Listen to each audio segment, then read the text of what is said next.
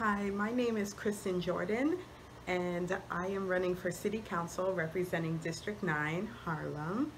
And what you're about to see is a series of interviews around the topic of education. Education is part of my Harlem platform. It is one of the issues I'm most passionate about as a teacher.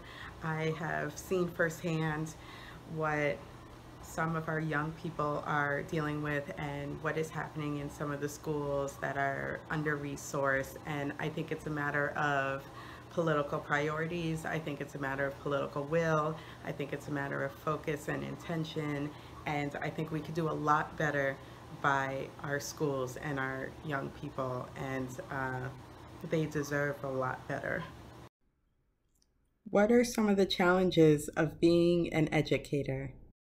Hi, I'm David Lise Ramirez. I'm a licensed master social worker. I'm the founder of Special Day, which is a master level consulting practice focused on self-care. I immigrated here from the Dominican Republic when I was 11 years old, and I lived in Harlem, so that's where my ground is started in Harlem. And well, like I mentioned, I'm a high school social worker, and I feel like some of the challenges is I would love to do so much for my students. I would love to do so much for the staff. I would love to do so much for the community. So the fact of not having the resources, the budget cuts, and not being able to do and give the people what they deserve. I feel like everybody deserves a wonderful education, get all the resources that they need. And due to the fact that we are here in the Bronx or in Harlem, I feel like we lack a lot of the resources that the city already have. My name is Joseph Landon. I am 36 years old. I'm born and raised Harlemite. I've been in Harlem pretty much all my life. I am an African American, Panamanian, Trinidadian. And I think when I was growing up, there were a lot more teachers that looked like me and went through the struggles that I did. So they were able to relate more to me. I often hear especially from our African American male, that we need more teachers. We need more of you guys becoming teachers, educators. I don't think it's the fact that we need to become teachers. I think it's the fact that we need to become people who can educate. And not on the terms of math, science, but I'm talking about street life lessons as well. Harlem's always had a bad reputation for just being a little gutsy, gritty, people coming out that barely had nothing and then making names for themselves. But now it's almost the total opposite of what it once was. I think you need to find people who are from here to teach those who are here now, not pretty much those who are coming here, because there is a difference in the way that I was raised as opposed to people who are not from here who were raised. And I can relate to the students a lot more than most of them can. How is the education system working for or failing our kids? Fabiola Augustin, Haitian American educator for almost 8 years. The system isn't thinking very specific and creating anything very specific for Harlem kids. So that is why I could say it's failing. There are a lot of issues in the home life of Harlem students that affect them way before they get into the classroom and after they leave. Currently, Harlem students at one of my schools, at least half of the kids are homeless, and they're told that they are given a Metro card to get from the homeless shelter to the school. So if we are not addressing that a population is displaced, how can we educate them? How do we create education for all? Hi, I'm Roxanne Lee. I'm from the Bronx, New York, and I am an NYC DOE educator. How can education for all be best for New York City schools? Honestly, it has to be implemented and has to have a systematic. When I say that, I mean that when you say education for all, we have to emphasize and always tell people that education is a human right. It is a right that every single person in this world has, and you cannot deny a student. You can't segregate schools. You can't separate males and females. It has to be equal. To give an example of that, I mean, for example, in each and every classroom, students are learning each and every day, trying to reduce suspension rates, not having a student suspended like each and every single time for something, maybe trying to bring them back into the classroom by having restorative justice, in other words, ways in which we can calm a student or students and bring them back in. Community school is a school that addresses all aspects of students' lives that affects their learning situations. Community schools recognize that the school environment is only one thing that affects student learning. They work closely with social services to meet all of a student's needs.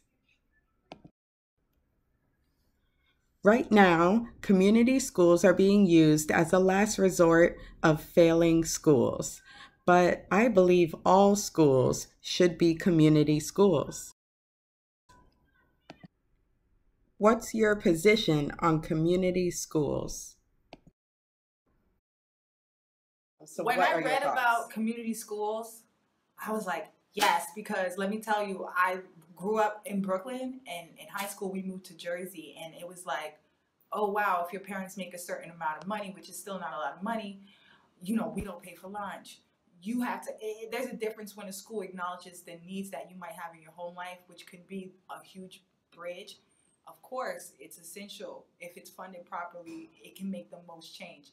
However, if it's not funded properly, and community schools are fighting with charter schools for funding, and they're fighting for regular schools for funding, then you know they fall to the wayside, and they're not getting the best talent as far as the educators.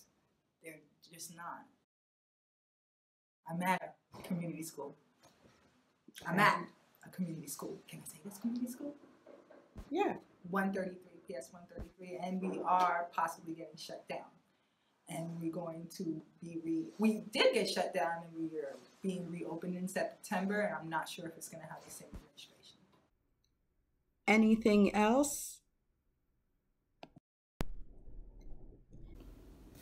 Hi, I'm Mark Potts, Mark with a C. I'm from Atlanta, Georgia. I've been in New York City for the past 10 years. I'm a teacher for 5 years, going on 6. So I teach mathematics, algebra to AP calculus. There is this spirit or environment where sometimes we miss that goal of actually teaching versus getting students through the door of the next level. And I think we need to reflect and redress that situation by being mindful of our kids as the future of our societies. For me as a teacher in the classroom, the curriculum changing such that it's not just one thing or one being mathematically or in algebra, whereas the education itself or the curriculum is really flexible, really malleable, because we're all different, so we all don't learn the same, so why would the curriculum all be the same? It's like that simple question makes you realize that things need to change in the curriculum and the instructional practices themselves, so we can reach our kids socially, emotionally, and academically, because they're the full person, they're not just one-sided. I want an end to the SAT test. I want to fully fund community schools and expand community schools. I think the model of a community school is that the community is involved in the school, that the school becomes a one-stop shop for the needs of that community. And so it's not just teachers, but it's also counselors, and it's other resources that are nonprofits in the community, other resources that are around are also involved in the schools and in the life of the students, and the whole place becomes a one-stop shop for all those students' needs and for the parents and families' needs. And in my mind, instead of a last-ditch measure with a few schools being designated community schools, that we would really have every school be a community school, and every school be well funded and well resourced in a way that serves the students and serves all the needs of the students.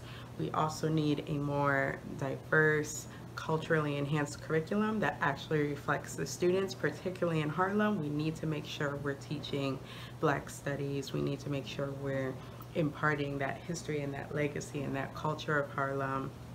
and that we are making sure that our Black and brown youth are seeing leaders that reflect them, history that reflects them, and authors that are also Black and brown authors, and teachers that are reflective of them. We really need to do the work to have the schools be a real center of education, a real source of growth and strength for the community. Visit us at www.kristinforharlem.com. That's www.kristinforharlem.com. You can also like and follow us on Instagram, Twitter, and Facebook at Kristin for Harlem.